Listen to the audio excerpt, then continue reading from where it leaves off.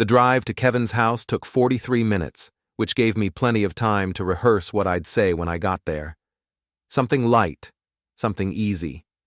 Maybe a joke about how I should have called first, but isn't that what mothers do? Show up unannounced with casseroles and worry? I didn't have a casserole. I had a tension headache and a growing suspicion that my son had been avoiding my calls for 3 weeks straight. The neighborhood was one of those carefully manicured developments where every lawn looked like it had been measured with a ruler. Kevin's house sat at the end of a cul-de-sac, a 2-story colonial with shutters the color of storm clouds. I'd helped with the down payment 2 years ago. $20,000 I'd saved from selling my late husband's comic book collection, money I could have used for the kitchen renovation I'd been putting off since 2019. I parked on the street instead of the driveway.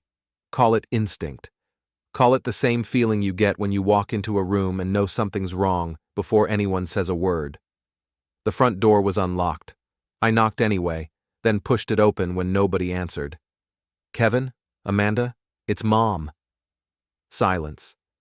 Then footsteps upstairs, quick and light. Amanda's footsteps. I knew them the way you know the sound of your own heartbeat. "Just a second." Her voice was bright, too bright. The kind of brightness that makes you think of stage lights and false smiles. I stood in the foyer, surrounded by framed photos of my son and his wife on various vacations I'd never been invited to join. Aruba. Italy.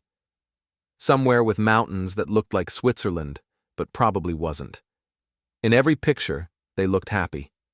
The kind of happy that makes you wonder if you're remembering your own marriage wrong.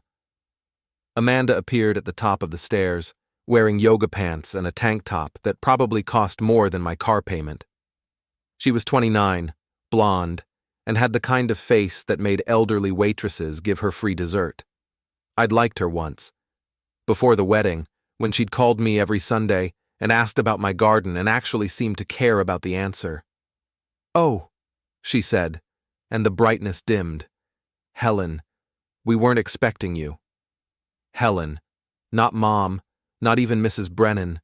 Just Helen, like I was someone she'd met at a book club and couldn't quite place. "I tried calling," I said. "Kevin hasn't returned my messages." "He's been busy with work. You know how it is." She came down the stairs slowly, each step deliberate. "Did you need something?" The question hung in the air like smoke. Did I need something? As if a mother visiting her son required a reason beyond the fact that he was her son. "I was in the neighborhood," I lied. "Thought I'd stop by." "That's sweet." Amanda reached the bottom of the stairs and crossed her arms. "But like I said, Kevin's working. Maybe you could call next time, before you drive all the way out here?" I heard a door close upstairs. Kevin's office, probably. The one I'd helped him paint last summer. The one where he'd told me he was thinking about starting his own consulting firm and asked if I thought it was a good idea. I'd said yes, because I was his mother, and that's what mothers do. They say yes, even when they mean be careful. "I'll just say hello," I said, moving toward the stairs. "It'll take 2 minutes." Amanda stepped in front of me. Not obviously. Not in a way that would have looked aggressive to anyone watching. Just a subtle shift of weight that put her between me and the staircase. "He's on a call," she said. "Important client. You understand?" I understood plenty. I understood that my son hadn't come downstairs even though he'd definitely heard me arrive. I understood that Amanda's smile was the kind of smile you give to door-to-door salespeople selling religion. I understood that I was not welcome in this house I'd helped them buy. "Right," I said. "Of course, I'll just use the bathroom before I go. Long drive back." I didn't wait for permission. I walked past her, down the hallway to the powder room beneath the stairs. The same powder room where Amanda had cried on my shoulder 2 years ago, right after the wedding, when Kevin's father had made some thoughtless comment about her mother's dress. I'd held her and told her that family was complicated, but love made it worth it. I locked the bathroom door and stood there for a moment, staring at my reflection in the mirror. 58 years old. gray hair I'd stopped dyeing last year because what was the point? Lines around my eyes that made me look tired even when I wasn't. My husband used to say I had kind eyes. That was before the cancer took him, back when kind was still a compliment instead of a synonym for pushover. I ran the water for 30 seconds, then flushed the toilet for good measure. That's when I heard them. The heating vent. It ran along the baseboards, connecting the powder room to Kevin's office directly above. I'd forgotten about it until now, until I heard my son's voice drift down like poison gas. Can't keep showing up like this. I know. Amanda's voice sharp and irritated. She just walks in like she owns the place.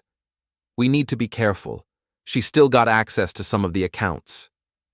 A pause. Water running somewhere. Then Amanda again, closer to the vent. That old woman disgusts me. I only want her money. My breath stopped. The bathroom tilted sideways, then righted itself. I gripped the edge of the sink. Kevin laughed. Not a nervous laugh, not an uncomfortable laugh, a real laugh, the kind that comes from genuine amusement. Jesus, Amanda, don't hold back. I'm serious. Every time she looks at me with those pathetic eyes, I want to scream, like we owe her something because she shit you out 33 years ago. She's not that bad. She's a leech. And the second we get control of her accounts, I'm buying that beach house in Malibu, the one with the infinity pool. We've been over this. We have to wait until she's at least 65, otherwise it looks suspicious. I stood there for what might have been seconds, or might have been hours. Time does funny things when your world cracks in half. I thought about all the Sunday dinners I'd cooked, all the checks I'd written, the time I'd taken a second mortgage to help Kevin through business school, the week I'd spent in this house when Amanda had her appendix out, cooking and cleaning and telling her everything would be fine. I thought about my husband's comic book collection, the $20,000, the kitchen renovation I'd never gotten. I thought about a lot of things. Then I flushed the toilet again, washed my hands, and walked out of the bathroom with my purse tucked under my arm. Amanda was waiting in the foyer, phone in hand, probably texting someone about the unwanted visitor she'd just had to deal with. She looked up when she heard me, and her expression shifted into something approximating concern. Everything okay? Perfect, I said. I opened the front door, then turned back. Tell Kevin I stopped by. Tell him I love him. Of course. Drive safe, Helen. I walked to my car, got in, put the key in the ignition. My hands were steady. That surprised me. I'd expected them to shake. I drove home in silence. No radio. No audiobook. Just the sound of my tires on asphalt and my own breathing. When I pulled into my driveway, I sat there for a long moment, staring at the house I'd lived in for 31 years. The house where I'd raised Kevin. The house where my husband had died in our bedroom on a Tuesday morning while I was downstairs making him oatmeal he'd never eat. 3 bedrooms, 2.5 baths, a 1/4 acre of land. Assessed value, $2.4 million thanks to the tech boom and the fact that everyone wanted to live in this neighborhood now. I got out of the car. I went inside. I made myself a cup of tea I didn't drink. Then I picked up my phone and scrolled through my contacts until I found the name I wanted. Gregory Vale, real estate investor. We'd met at a charity auction 3 months ago, one of those rubber chicken dinner events where rich people pretend to care about literacy. He'd given me his card and told me that if I ever wanted to sell, he bought houses cash, no questions asked, closing within a week. I'd thrown the card in a drawer and forgotten about it. Until now. I dialed the number. He picked up on the second ring. This is Greg. Mr. Vale, this is Helen Brennan. We met at the library fundraiser in September. You gave me your card. Helen, of course. How can I help you? You said you buy houses cash. Is that offer still good? A pause. Then, carefully, it is. Are you thinking of selling? I'm not thinking about it, I said. I'm doing it. How fast can you close? Depends on the property. Where are you located? I gave him the address. I heard typing on the other end, then a low whistle. I know this neighborhood. Good bones, good location. You'd get top dollar if you listed traditionally. I don't want top dollar, I want fast, and I want cash. More typing, more thinking. Then, I can do 2.2 million cash, close in 5 days. That work for you? I did the math in my head. I'd lose $200,000 going this route instead of listing with an agent. $200,000 I could have used for a dozen different things. But I didn't care about the money. Not anymore. That works, I said. Send me the paperwork. You got it. I'll have my attorney draw up the contracts tonight. You sure about this, Helen? It's a big decision. I've never been more sure of anything in my life. I hung up and sat there in my kitchen, surrounded by 31 years of accumulated life. Photos on the walls, dishes in the cabinets, a crack in the ceiling I'd been meaning to fix since Kevin was in high school. My phone buzzed. A text from Kevin. Mom, Amanda said you stopped by. Sorry I missed you. Work stuff. Talk soon? I stared at the message for a long time. Then I deleted it without responding. I opened a new note on my phone and started typing. The note was short. 3 sentences. That was all it needed to be. When I was done, I read it over twice to make sure every word was exactly right. Then I saved it and set my phone down on the counter. I'd print it tomorrow, after the paperwork was signed, after the money was in my account, after I'd done what needed to be done. I sat there in my kitchen until the sun went down and the shadows grew long. I didn't turn on any lights. I just sat there in the dark, thinking about my son's laugh and my daughter-in-law's words and all the years I'd wasted thinking family meant something it apparently didn't. Apparently, I'd become a walking wallet with arthritis. That's what I kept coming back to. Not the cruelty of it. Not even the betrayal. Just a balance sheet waiting to be liquidated.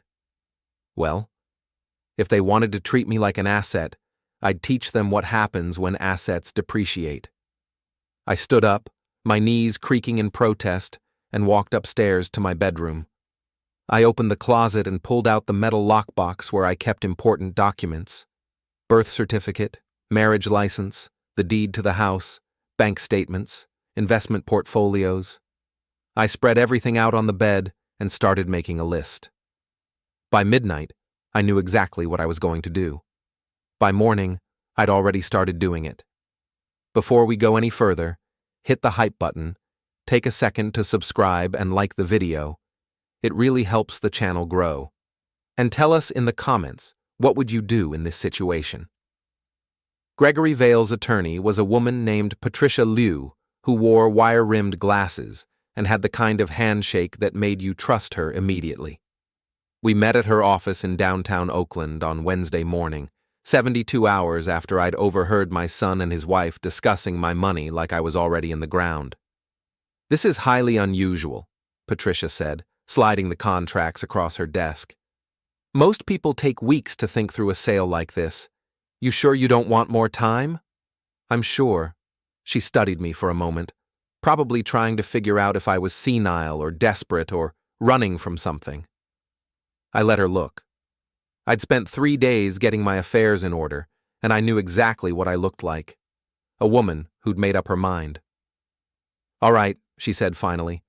Let's go through this page by page. It took 90 minutes. By the end, my hand cramped from signing my name so many times. Patricia notarized everything, made copies, and slid the final documents into a manila envelope. The funds will be wired to your account by Friday afternoon, she said. You have somewhere to go? Family who can help with the move? I thought about Kevin, about Amanda, about the beach house in Malibu with the infinity pool. I'll figure it out, I said. I left the office and drove to Wells Fargo, where I'd banked for 37 years. The branch manager, a soft-spoken man named Thomas who always asked about Kevin, ushered me into his office with the kind of concerned expression people reserve for the elderly and the visibly confused. Mrs. Brennan, what can I do for you today? I need to close all my accounts, I said. Checking, savings, money market, everything. Thomas blinked. Everything? Everything. I want cashier's checks made out to me. Today. That's highly irregular. May I ask why? Personal reasons. He shifted in his chair, clearly uncomfortable. Mrs. Brennan, if you're being pressured by someone, if someone's threatened you or… Nobody's threatened me, Thomas. I'm making a business decision. Can you process the withdrawal, or do I need to go to another branch? That got him moving. 20 minutes later, I walked out with 4 cashier's checks totaling $1.7 million. My life savings, minus the checking account I'd maintained for day-to-day expenses. That one I'd emptied except for $100, just enough to keep it technically active. Kevin was listed as a beneficiary on 2 of those accounts. Was. Past tense. I'd already filed the paperwork to remove him. Next stop, my attorney's office. Leonard Hirsch had handled my husband's estate and helped me navigate the nightmare of probate after Charlie died. He was 68, mostly retired, and still kept an office in Berkeley where he saw clients 2 days a week. I'd called ahead, so he was expecting me. Helen? He said, gesturing to the chair across from his desk. You sounded urgent on the phone. I need to revise my will. All right. What changes are we making? I pulled out a handwritten list from my purse. Leonard read it slowly, his expression shifting from curious to concerned to something approaching alarm. You're removing Kevin entirely? Yes. Helen, this is drastic. Did something happen? I could have told him. I could have explained about the heating vent and the overheard conversation and the way my son had laughed when his wife called me disgusting. But Leonard was a lawyer, and lawyers dealt in facts, not feelings. He doesn't need my money, I said. He's doing fine on his own. It's not about need, it's about family, about legacy. My legacy is my decision. Leonard set the list down and folded his hands on his desk. I have to ask, are you under any duress? Any pressure from anyone? No. Are you experiencing any cognitive difficulties? Memory problems? Confusion? I met his eyes. Leonard, I'm sharper than I've been in years. Trust me. I want this done, and I want it done legally and airtight. Can you handle it, or should I find someone else? He sighed. I can handle it, but I'm advising you on the record to take some time with this. Think it over. Talk to Kevin. Family estrangements can be healed, but legal documents are forever. I've thought it over. How long to draft the new will? A week, maybe 10 days. I'll need to research some of the charitable trusts you've listed here. Make sure everything's structured properly. That's fine. Email me when it's ready to sign. I stood to leave, but Leonard stopped me with a question. Where are you going, Helen? Kevin called me yesterday, said you haven't been answering his calls. He's worried. Kevin called you? He did. Asked if I'd heard from you. Said you'd seemed upset when you visited on Sunday. I felt something cold settle in my stomach. Kevin knew his name was on some of my accounts. He'd probably checked the balances, seen the withdrawals, and panicked. Tell Kevin I'm fine, I said. Tell him I'm taking some time for myself. Where? That's none of his business. Or yours, with all due respect. Leonard nodded slowly. All right. But Helen, be careful. Whatever you're doing, whatever this is about, be careful.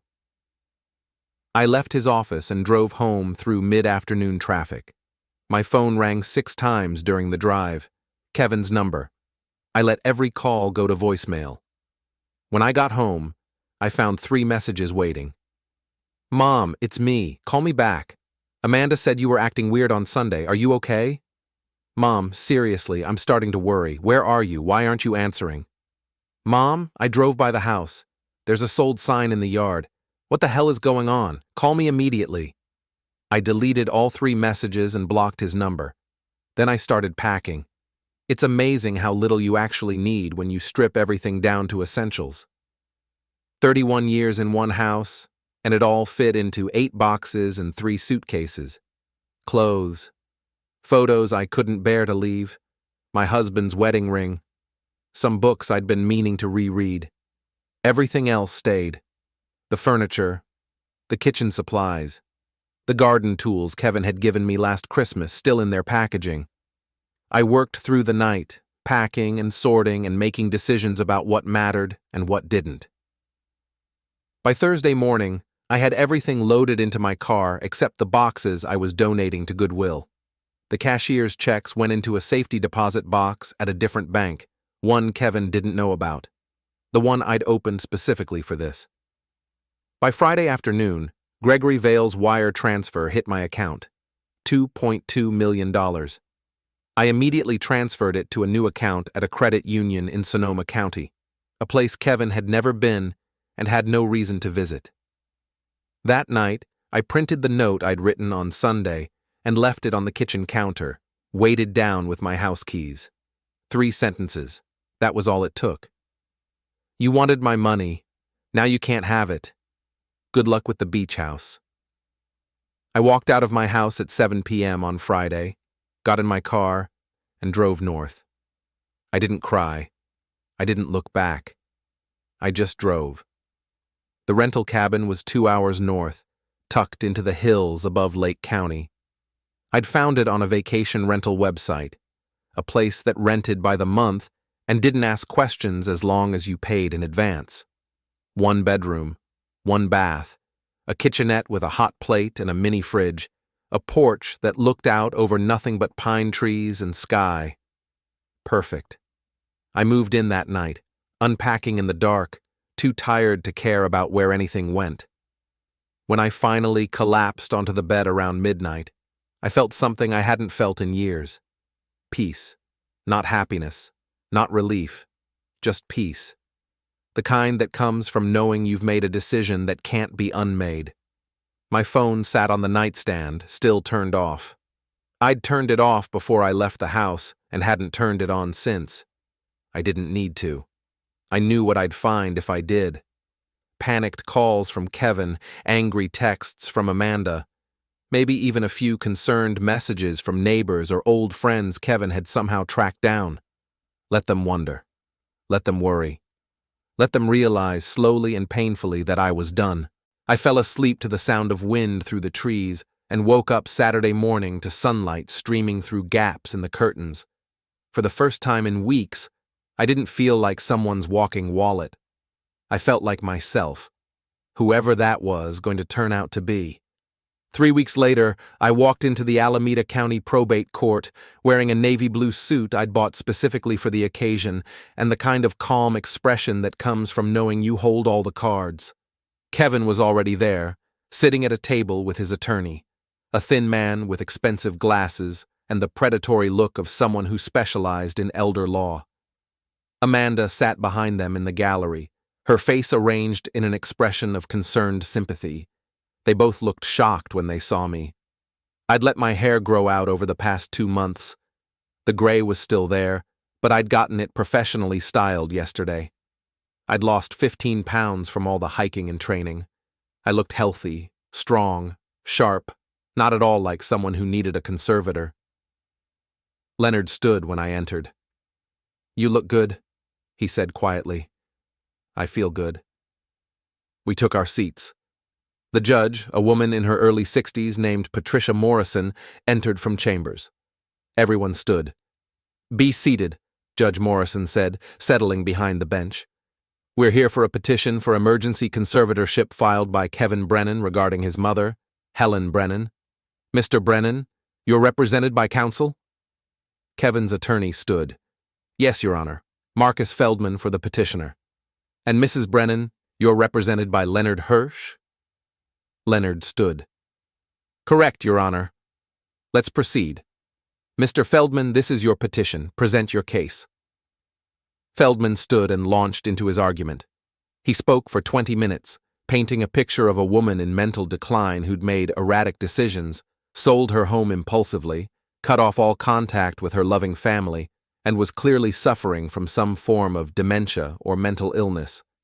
He presented bank statements showing large withdrawals, testimony from neighbors who said I'd seemed confused and upset in the weeks before I left, even a statement from my old doctor, carefully worded to sound concerning while saying nothing concrete. It was a good presentation, well rehearsed, compelling, if you didn't know any better. When he finished, Judge Morrison looked at me. "Mrs. Brennan, how do you respond to these allegations?" I stood. Leonard tried to stand with me, but I shook my head. This was mine to handle. "Your Honor, I'm not suffering from dementia. I'm not mentally incompetent. I made a series of deliberate, rational decisions after discovering that my son and daughter-in-law were planning to exploit me financially." A murmur went through the courtroom. "That's a serious accusation," Judge Morrison said. "I have evidence." I opened my folder and pulled out the first document. This is a transcript of a recording I made on November 7th. I was visiting my son's home when I overheard a conversation between him and his wife through a heating vent.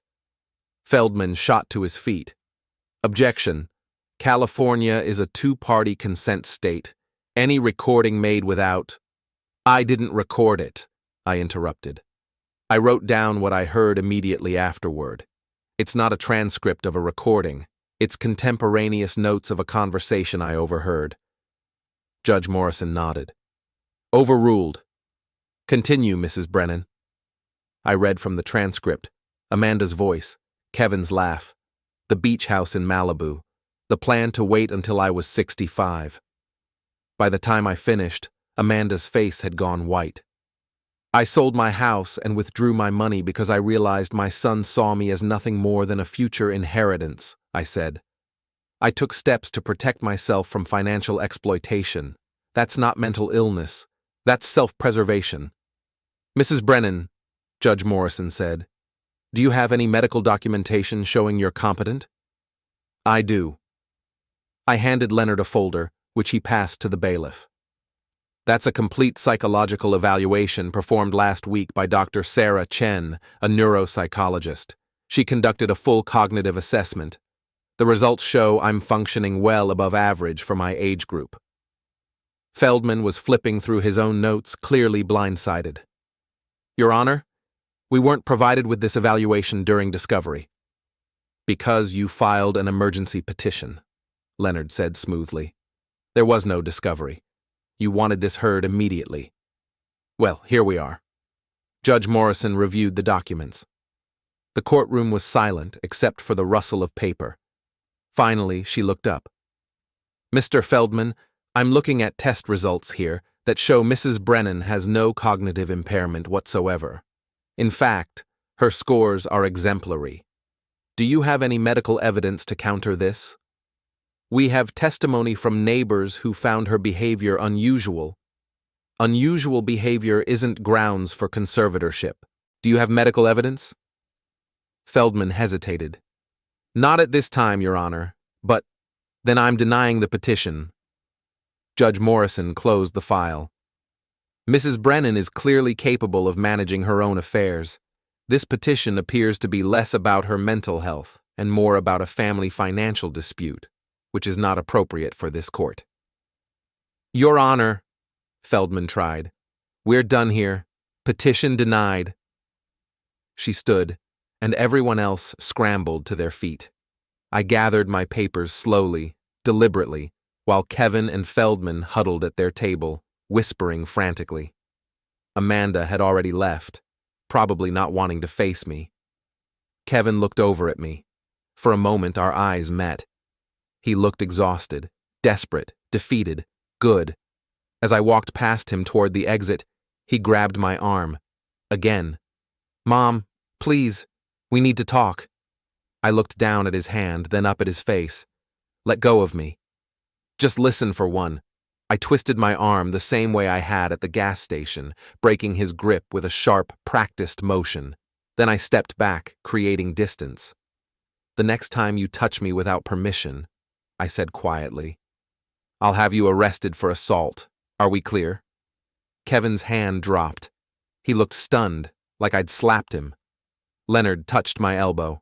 Come on, let's go. We walked out of the courthouse into bright afternoon sunlight.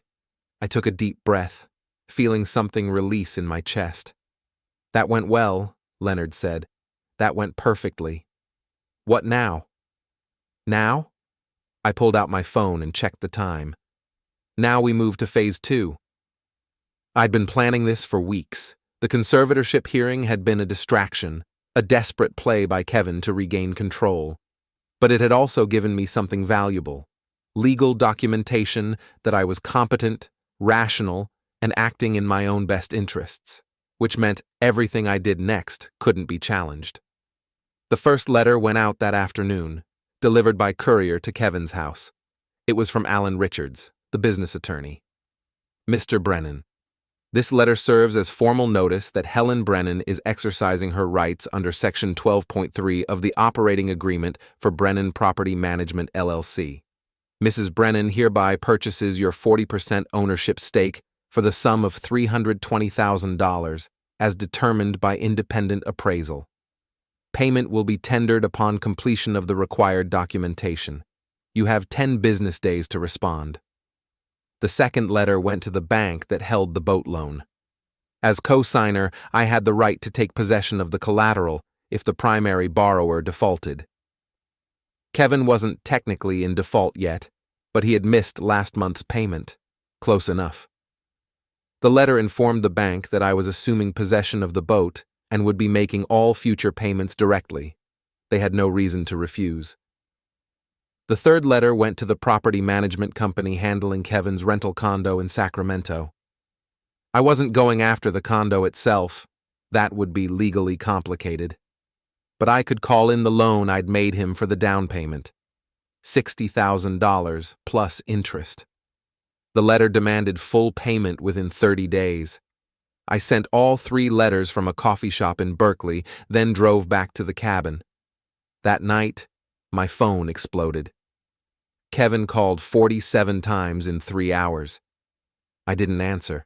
I just let it ring, each call a little symphony of panic and rage.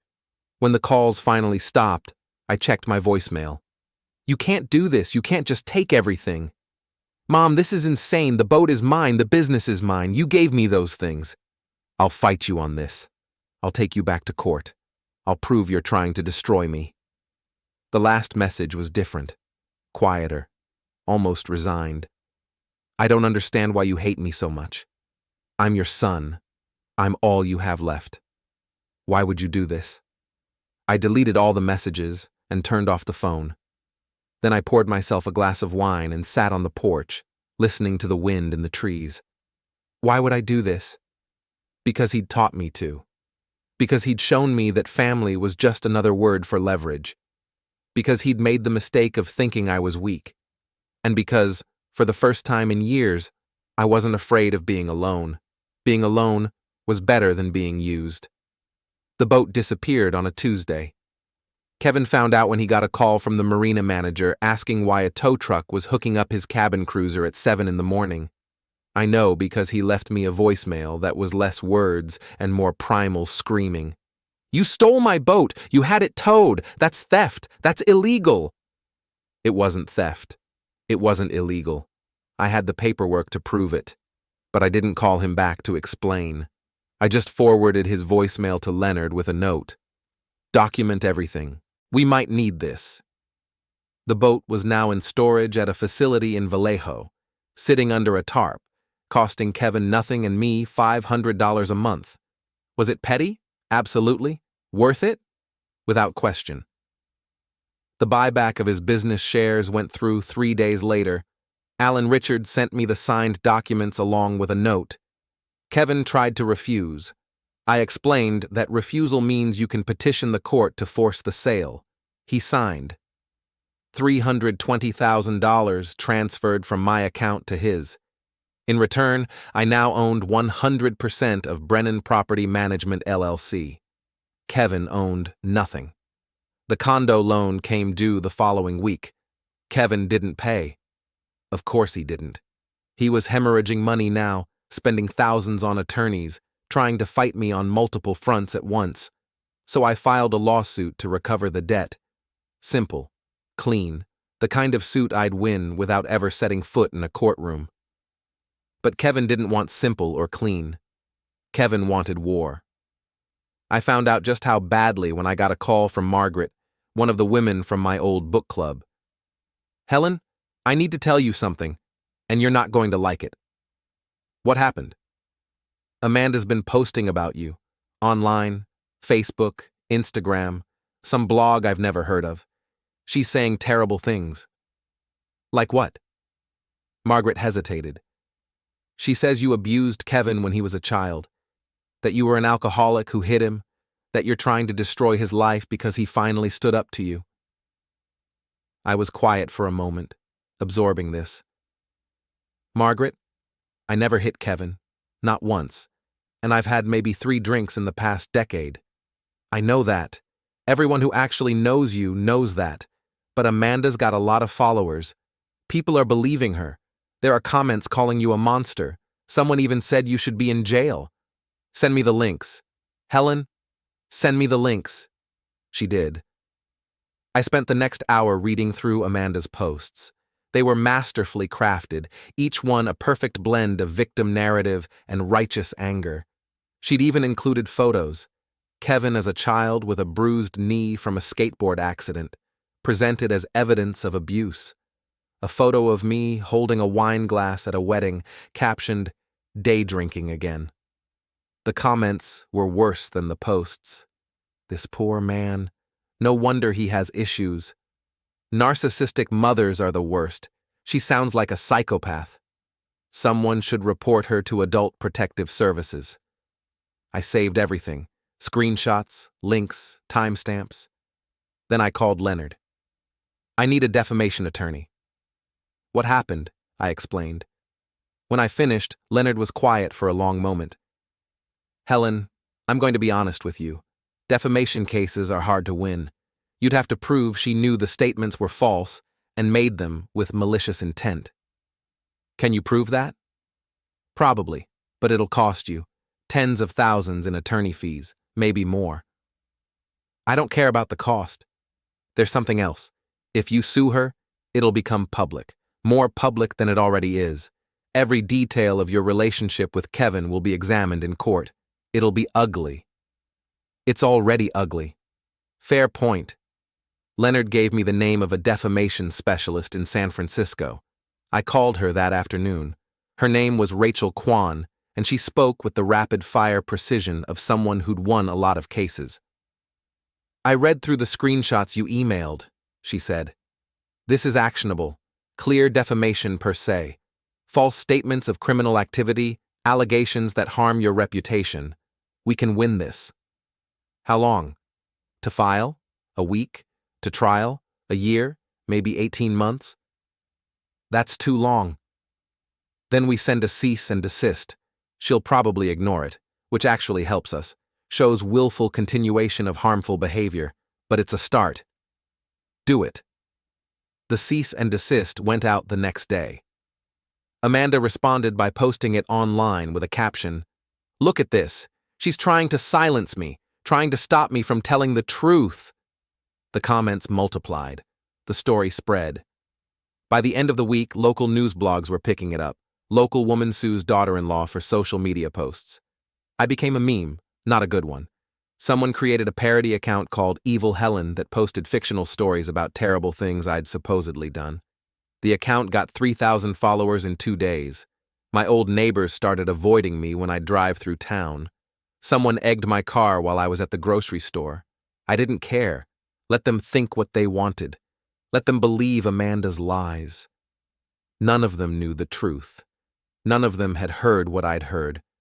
And when this was over, when I'd finished what I'd started, their opinions wouldn't matter anyway. But then things escalated in a way I hadn't expected. I was at the gym with Roxanne, working through a sparring session, when my phone buzzed. I ignored it. Then it buzzed again. And again. "You better check that," Roxanne said. I pulled off my gloves and looked at the screen. 15 missed calls, 30 texts, all from numbers I didn't recognize. I opened the first text. I hope you die alone, you abusive piece of shit. The second, your son deserves better than you. The third, someone should do to you what you did to him. I scrolled through them all. Dozens of messages, all variations on the same theme: harassment, threats, hatred. What's wrong? Roxanne asked. I showed her the phone. She swore. Amanda's followers? Probably. You need to report this. Some of these are legitimate threats. I forwarded everything to Rachel Kwan and Leonard. Then I blocked every number and turned off notifications. But the messages kept coming. Different numbers, different accounts. A coordinated campaign of harassment that lasted for 3 days straight. I changed my number. The harassment stopped. For about a week. Then I got a certified letter at my rental cabin. I don't know how they found the address. Maybe they'd hired a private investigator. Maybe someone at the post office had talked. Didn't matter. The letter was from a law firm representing Amanda. She was countersuing me for emotional distress, for elder abuse, for orchestrating a campaign of harassment against her and Kevin. The letter demanded I pay her $500,000 in damages and issue a public apology. I called Rachel Kwan. Can she do this? She can file a lawsuit. Whether she can win is another matter. These claims are garbage. Legally speaking, they're nonsense, but she can make you defend against them, which costs time and money. So it's a nuisance suit. Exactly. She's hoping you'll settle just to make it go away. I'm not settling. Good, because if you did, she'd use it as ammunition. Say you admitted guilt by paying her off. I hung up and sat on the porch, thinking. Kevin and Amanda were fighting back. Hard. They were using every weapon they had, the courts, social media, public opinion. They were trying to drown me in legal fees and bad press, trying to exhaust me, break me down, force me to give up and give them what they wanted. It was a good strategy. It would have worked on the old Helen, the one who valued peace over justice, the one who'd do anything to keep her family together. But that Helen was gone. This Helen didn't care about peace. I opened my laptop and started typing. A list. Everything Kevin still had, everything he still valued, everything I could take away. By the time I was done, the list was 6 pages long, and I was just getting started. The invitation arrived on a Thursday, heavy cardstock, gold lettering, expensive enough that you could feel the money just by holding it. You are cordially invited to the Golden Gate Charity Gala benefiting the Bay Area Children's Hospital. Black tie event. Cocktails at 6, dinner at 7. It was addressed to me and dated for 3 weeks out. Sender, the hospital's development office. I'd donated to them before. Small amounts, usually just enough to get my name in the program. But this was different. This was a personal invitation to their flagship fundraiser, the kind of event where San Francisco society showed up to write big checks and be seen writing big checks. I almost threw it away. Then I saw the co-chair listed at the bottom of the invitation. Helen Brennan. I sat very still, staring at the name. Kevin was on the board? Since when? I pulled out my laptop and searched. Sure enough, there he was on the hospital's website, listed as a junior board member. His photo showed him in a suit, smiling that public-facing smile he'd perfected for business meetings. I dug deeper. Turned out Kevin had joined the board 6 months ago, right around the time I'd started noticing he was avoiding my calls. Probably needed the social credibility. Probably thought it made him look like a serious businessman instead of the middle management consultant he actually was. And now he was co-chairing their biggest event of the year. I called the hospital's development office. Good morning, Bay Area Children's Hospital. This is Jessica. Hi, Jessica. This is Helen Brennan. I received an invitation to the gala. Oh, wonderful. Are you planning to attend? I am. I'd like to purchase a table, actually. One of the premium tables near the stage. A pause. Those tables are $25,000. That's fine. Oh, well, that's very generous. Let me just pull up our seating chart. I could hear typing on the other end. We have one premium table left, actually. Table 6. It's right by the stage, perfect view of the whole room. Would you like me to reserve it? Yes? And Jessica? I'd like to be seated at the same table as Helen Brennan if possible. He's my son.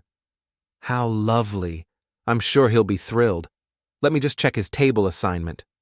More typing. He's at table 3. That's actually the co-chair table, but I can move you to table 4, which is right next to his. Would that work? Perfect. I gave her my credit card information, and just like that, I'd spent $25,000 on dinner and a front row seat to my son's public humiliation. Worth every penny. I hung up and immediately called a personal shopper at Nordstrom. I needed a dress. Something elegant. Something powerful. Something that said, I am not the pathetic old woman you think I am. The woman in the dressing room mirror barely looked like me. Confident, dangerous, completely in control. I liked her. Over the next 3 weeks, I prepared. I hired a hairstylist and a makeup artist, both of whom would come to my hotel room the day of the gala. I bought new jewelry. Simple, expensive, the kind that whispered old money instead of screaming new money. I practiced what I would say, rehearsed the speech I'd give if the opportunity arose, and I compiled my evidence. Every document, every recording, every text message and voicemail, the overheard conversation, the conservatorship hearing transcript, Amanda's defamatory social media posts, Kevin's attempts to steal my house, my business, my life. All of it went into a folder labeled The Truth About Helen Brennan. I made 50 copies. The night before the gala, I checked into the Fairmont Hotel. I'd splurged on a suite with a view of the bay, because why not? I had the money. And I'd be damned if I was going to pinch pennies now. Rachel Kwan called around 8 p.m. You're really doing this? I am. Helen, I have to advise against it. You're giving up the element of surprise. You're showing your hand. If you confront Kevin publicly, it'll limit your legal options. And if he tries to have you removed, it's a private event. He could have security escort you out. He won't. How can you be sure? Because he's too proud. He'll think he can handle me. He'll think he can smooth it over in front of everyone, and by the time he realizes he can't, it'll be too late. Rachel was quiet for a moment. You've really thought this through. I've thought about nothing else for 3 months. All right, but I'm going to be there, in the back, just in case you need legal support. You don't have to do that. I know, but I want to see this. I hung up and ordered room service. Filet mignon, roasted vegetables, a bottle of wine that cost $200 and tasted like vindication. Then I went to bed early and slept better than I had in months. The next morning, I woke up at 6 a.m. and went for a run through the Marina District. The city was still quiet, just me and the fog and a handful of other early risers. I thought about Kevin, about the boy he'd been, the man he'd become. I'd raised him alone after Charlie died, sacrificed for him, worked 2 jobs to put him through college, believed in him when nobody else did, and he'd repaid me by planning to declare me incompetent and steal everything I had. The betrayal should have hurt more than it did, but I was past hurt. I was somewhere on the other side of it now, in a place where pain had calcified into purpose. The hair and makeup team arrived at 3 p.m. They worked for 2 hours, transforming me from a woman who'd spent 3 months hiding in the woods to someone who looked like she belonged at a $1,000 a plate fundraiser. You look beautiful, the makeup artist said when she was done. I looked in the mirror. She was right. I did look beautiful, but more than that, I looked dangerous. I put on the dress, the jewelry, a pair of shoes that were gorgeous and would probably cripple me by the end of the night. Then, I took one last look at the folder sitting on the desk. 50 copies, each one containing every piece of evidence against Kevin. I picked up the folder and tucked it under my arm. Time to go. The ballroom at the Fairmont was exactly what you'd expect. Crystal chandeliers, white tablecloths, Centerpieces that probably cost more than most people's monthly rent. 500 people in tuxedos and evening gowns, all of them wealthy, all of them eager to be seen being charitable. I checked my coat and walked into the cocktail hour. The room went quiet when I entered. Not completely silent, but enough that I noticed. People stopped mid-conversation. Heads turned. I ignored them and headed straight for the bar. "Champagne," I said to the bartender. He handed me a glass. I took a sip and turned to survey the room. Kevin was across the ballroom, talking to a group of older men in expensive suits. He looked good, confident, the kind of man who'd convinced himself he deserved to be here. He hadn't seen me yet. Amanda was next to him, wearing a red dress that was slightly too tight and heels that were slightly too high. She laughed at something one of the men said, touching his arm in that calculated way women do when they want something. I watched them for a moment. Then I started walking. People parted for me. I don't know if it was the dress or the expression on my face or just the energy I was putting out, but they moved. I walked straight to Kevin. He turned, saw me, and froze. "Hello, Kevin." The group of men he'd been talking to suddenly found reasons to be somewhere else. Amanda's smile vanished. "Mom." Kevin's voice was strangled. "What are you doing here?" "I was invited. Same as you." "You can't be here." "Why not? I'm a donor, a rather significant one, actually. I bought an entire table." Kevin's face went through several emotions in rapid succession: shock, anger, fear, and finally a kind of desperate calculation. "We should talk," he said quietly, privately. "Why? So you can try to manipulate me again? Try to convince me I'm crazy? Mom, please, not here." "No, I think here is perfect." Amanda grabbed Kevin's arm. "We should go. We don't have to deal with this." "You're right," I said, looking at her. "You don't have to deal with this. You can leave. In fact, I'd prefer it. This is between me and my son." "This is a private event," Amanda hissed. "You're not welcome." "I paid $25,000 for a table. I'm exactly as welcome as you are." A small crowd had started to gather, people pretending not to listen while obviously listening to every word. Kevin noticed. His face went pale. "Mom, please, don't do this." "Don't do what, Kevin? Tell the truth?" "We can talk about this later, somewhere private. I'll answer any questions you have. Just not here." "You've had 3 months to talk to me. You've had 3 months to explain. Instead, you tried to have me declared incompetent. You tried to steal my house. You let your wife tell the entire internet that I abused you." More people were gathering now. The crowd around us had grown to maybe 20 people. Kevin's voice dropped to a whisper. "Stop, please." "Why? Embarrassed? Worried about what all these important people will think?" "This isn't fair." "You're right. It's not fair. It wasn't fair when you and Amanda stood in your office and called me disgusting. It wasn't fair when you laughed about taking my money. It wasn't fair when you planned to have me declared incompetent so you could access my accounts." Someone gasped. The crowd was maybe 40 people now. Kevin's face had gone from pale to red. "That's not what happened." "Yes, it is. I heard you. I heard every word. You were eavesdropping. I was using your bathroom, like I was just an obstacle between you and a beach house in Malibu."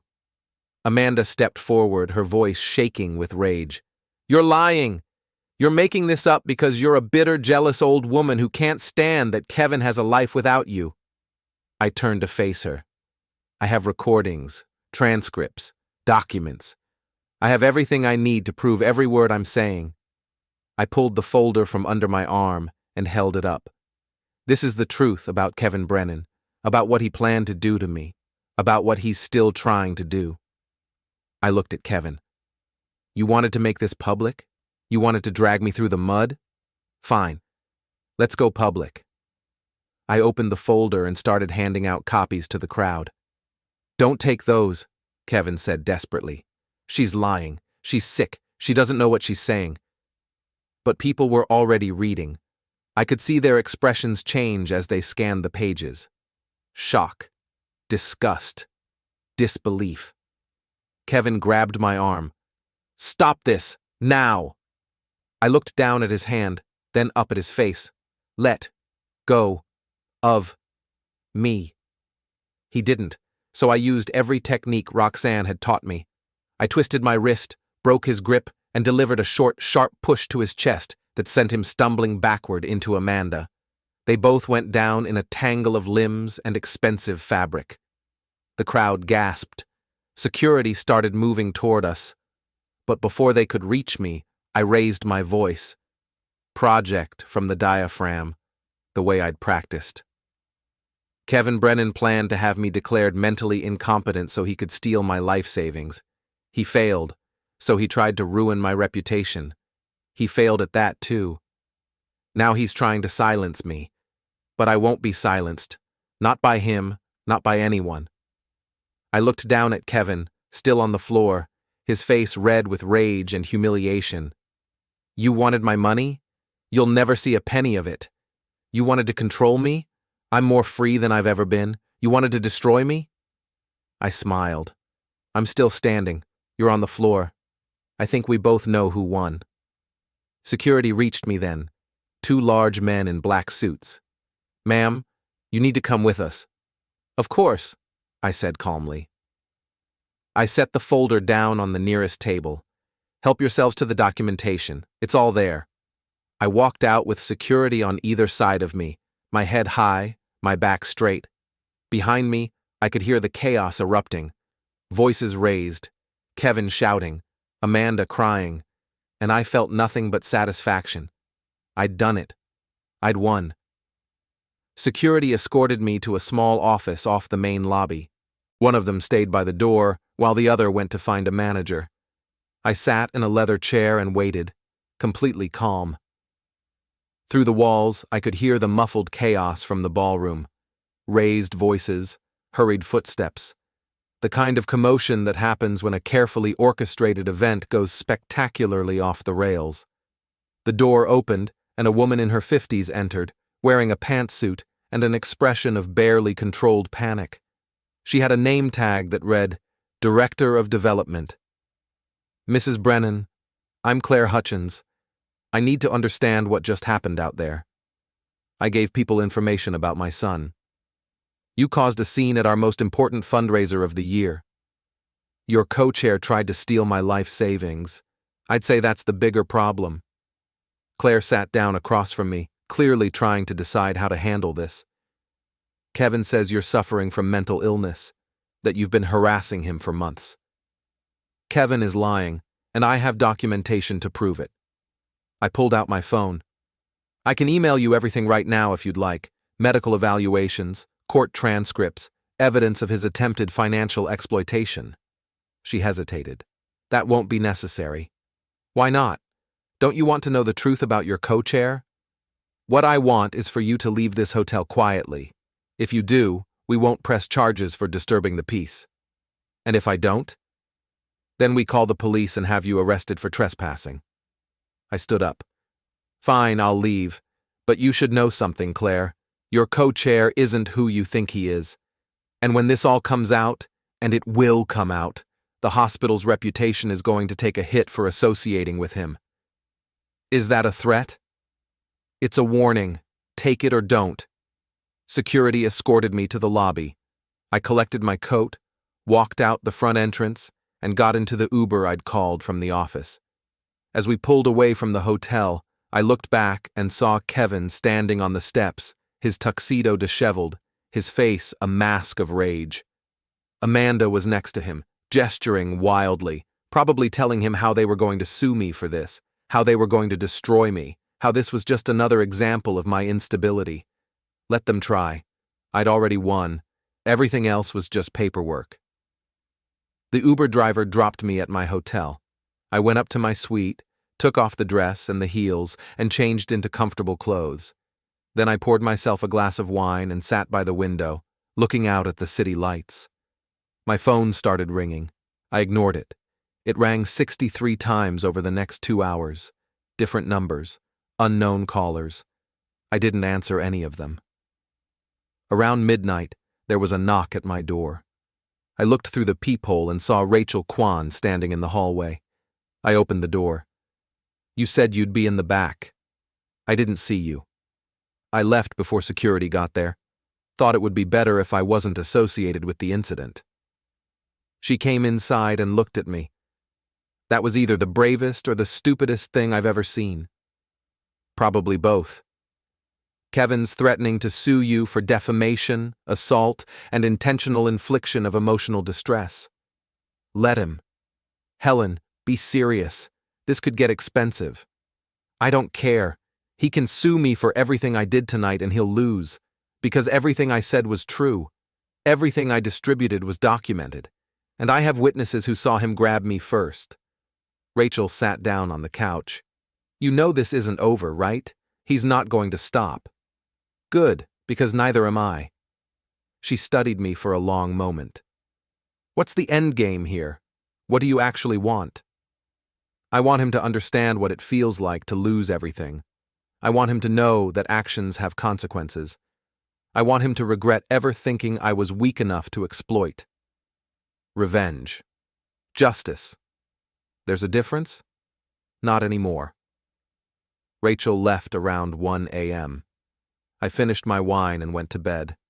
I dreamed about Charlie, about the way he used to make pancakes on Sunday mornings, getting the batter everywhere, about the way he'd sing off-key in the shower, about the last thing he'd said to me before the cancer took his ability to speak. Take care of Kevin. I'd tried. God knows I'd tried. But Kevin didn't want to be taken care of. Kevin wanted to be rich, and he'd decided the fastest way to get rich was to wait for his mother to die and inherit everything she'd spent a lifetime building. Well, he could keep waiting. I charged it and turned it on long enough to check my messages. 347 missed calls, 512 text messages. I scrolled through a few of them. Most were from numbers I didn't recognize.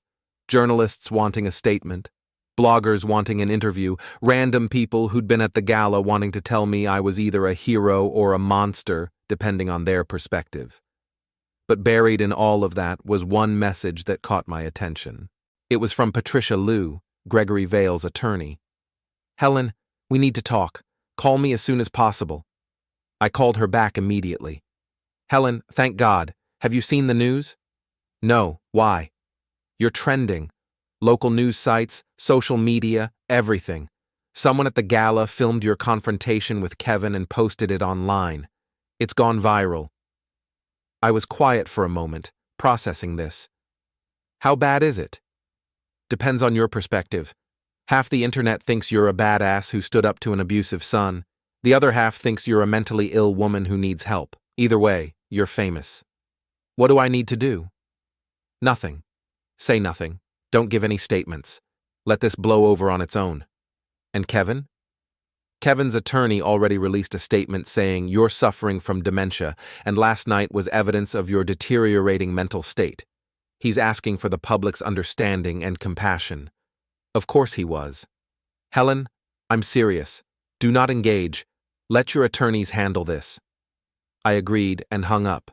Then I went online and watched the video. Someone had recorded the entire confrontation on their phone. The angle was bad and the audio was muffled, but you could see everything. Me handing out the documents, Kevin grabbing my arm, me breaking his grip and pushing him down. The video had been viewed 3 million times in 12 hours. The comments were exactly what you'd expect. Half supportive, half horrified, all of them speculating about what had really happened and who was telling the truth. I read through a few dozen comments, then closed the browser. It didn't matter what strangers on the internet thought. It only mattered what Kevin thought.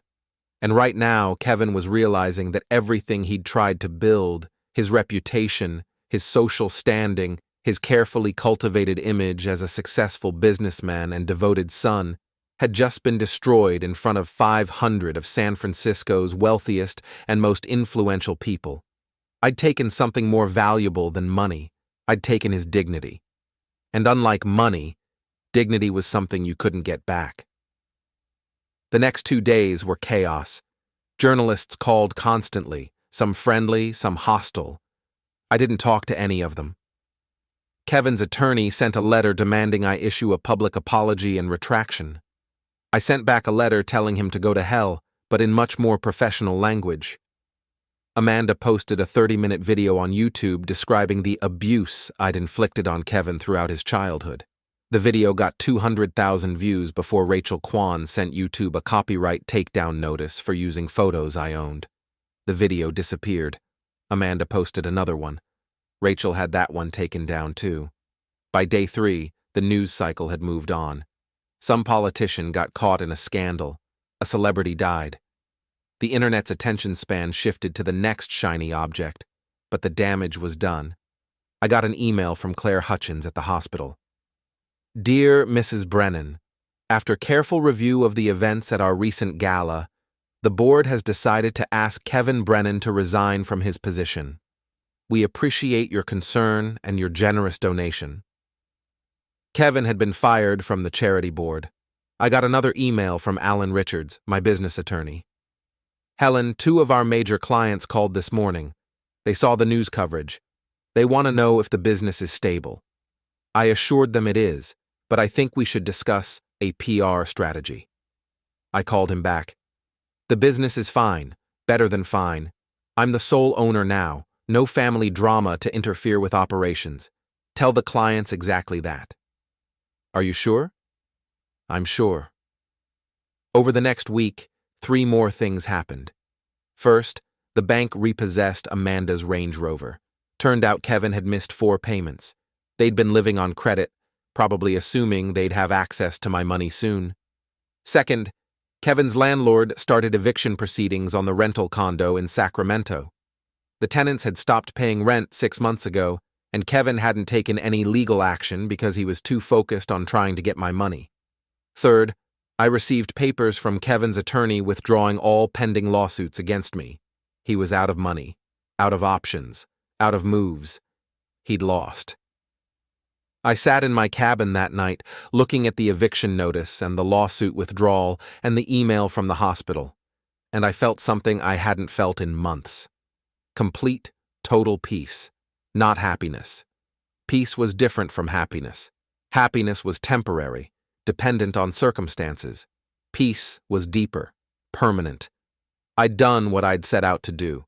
I'd protected myself. I'd fought back. I'd won.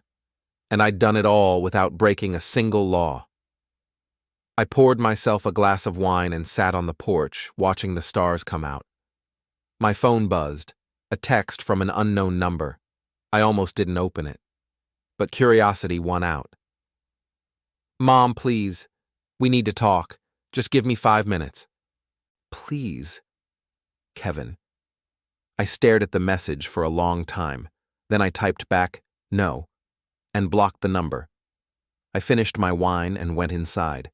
Tomorrow, I'd start thinking about what came next. Maybe I'd travel. Maybe I'd finally take that trip to Italy I'd been putting off since Charlie died. Maybe I'd buy that beach house in Malibu. After all, I could afford it now, and Kevin never would.